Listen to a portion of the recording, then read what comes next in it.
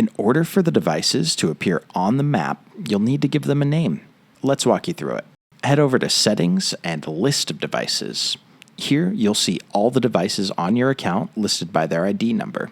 Grab your device and find the barcode. Depending on your device type, this could be an IMEI, SN, or ESN.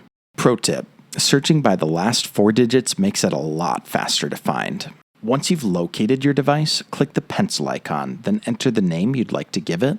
Choose an icon, and click Add Device. You can keep going and name the rest of your devices, or hit X to close the window. And just like that, your device will appear on the map. If you ever need to rename or make changes to a device down the road, just go back to the list of devices and click the pencil icon again. If you have any questions, don't hesitate to reach out. We're always happy to help.